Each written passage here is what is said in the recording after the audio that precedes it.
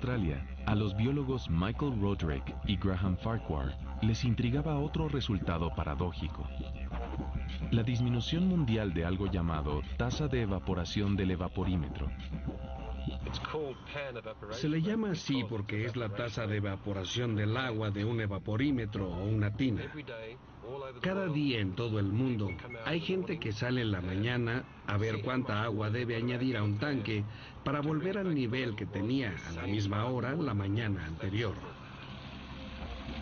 En algunos sitios, los científicos agrícolas han estado realizando esta tediosa tarea diaria durante más de 100 años. Las medidas a largo plazo de la evaporación son las que les dan su valor. Y el hecho de hacer lo mismo diariamente con el mismo instrumento. Sí, merecen una medalla. Sí. Durante décadas, nadie prestó mucha atención a las medidas de evaporación en evaporímetro. Pero en la década de los 90, los científicos descubrieron algo muy extraño. La tasa de evaporación estaba disminuyendo.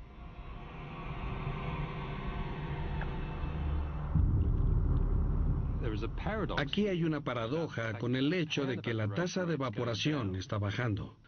Una paradoja aparente, porque la temperatura global está subiendo.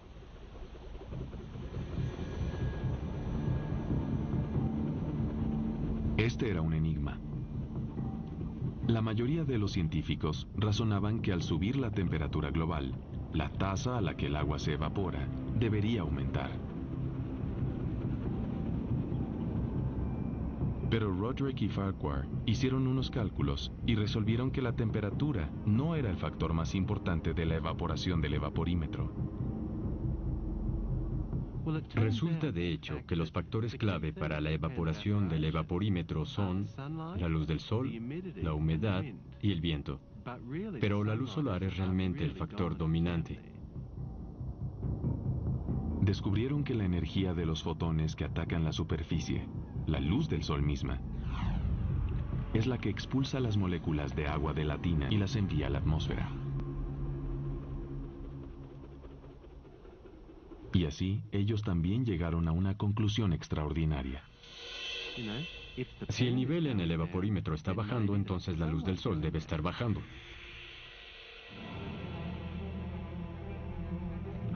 ¿La disminución de la evaporación en tina era evidencia de oscurecimiento global? Pensaron que en alguna parte de las publicaciones deberían estar las cifras sólidas que podrían ligar ambas cosas. Luego, un día, por accidente, tuve que ir a la biblioteca a sacar un artículo de un tomo de Nature.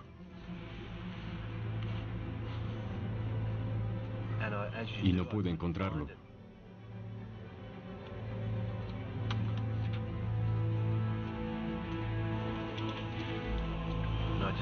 Cuando lo estaba hojeando, vi un artículo llamado "La evaporización pierde su fuerza", que reportaba una disminución de evaporación del evaporímetro sobre Rusia, los Estados Unidos y Europa Oriental. Y ahí, en las medidas, decía que el agua de los tanques se había evaporado en promedio 100 milímetros menos que en los últimos 30 años. Michael sabía cuánta radiación solar se necesitaba para evaporar 1 milímetro de agua. Así que reunió los dos conjuntos de cifras, la caída en evaporación con la caída de radiación solar. Hice el cálculo mentalmente. 100 milímetros menos de agua evaporada en el evaporímetro son 2,5 megajoules. Así que 2,5 veces 100 son 250 megajoules. Y eso era lo que los rusos habían medido con la disminución de radiación solar en los últimos 30 años. Fue sorprendente. Era lo mismo con Europa y los Estados Unidos. La baja en evaporación coincidía con la baja en radiación solar, reportada por Beata Lippert y Gerald Stanhill.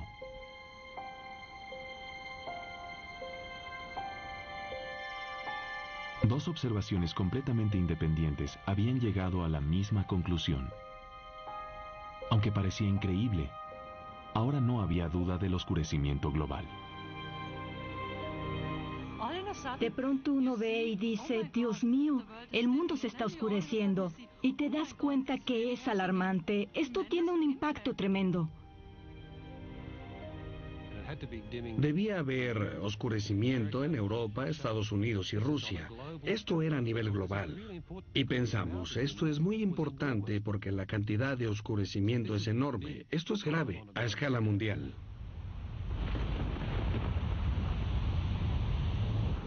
¿Pero qué lo estaba causando? Los científicos sabían que no había nada malo con el Sol. El culpable tenía que estar aquí en la Tierra. Y mientras buscaban pistas, harían otro descubrimiento alarmante. El oscurecimiento global mata. ¿Podría haber sido responsable del peor desastre climático de los últimos tiempos? De hambrunas y muerte a escala bíblica. Las Maldivas, una nación de 1000 diminutas islas en medio del Océano Índico, tan golpeada recientemente por el tsunami asiático.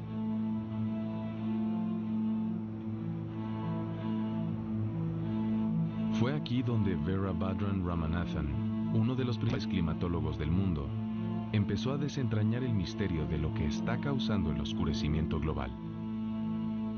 Primero había notado disminución de radiación solar sobre grandes zonas del Océano Pacífico a mediados de la década de los 90.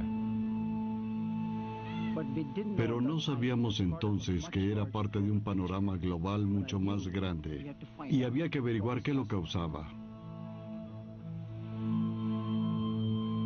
Ramanathan estaba seguro de una cosa. La disminución en radiación solar que llegaba al suelo tenía algo que ver con los cambios en la atmósfera de la Tierra. Había un sospechoso obvio.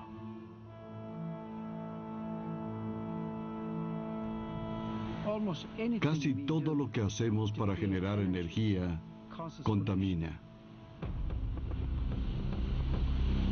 La quema de combustible no solo produce los gases de invernadero invisibles que causan el calentamiento global.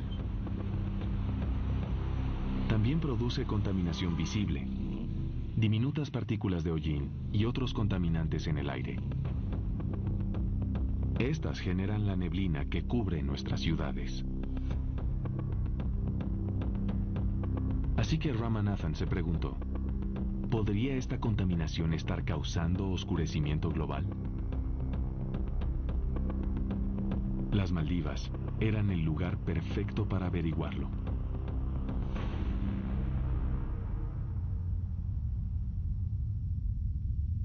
Las Maldivas parecían no estar contaminadas, pero durante una buena parte del año, las islas del norte se ubican en una corriente de aire sucio que baja de la India.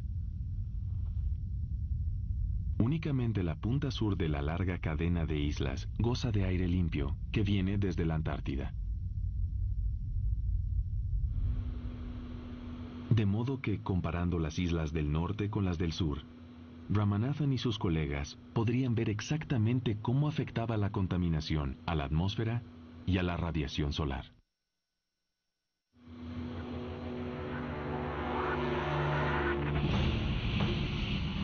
El proyecto INDOEX, experimento del Océano Índico, era un enorme esfuerzo multinacional.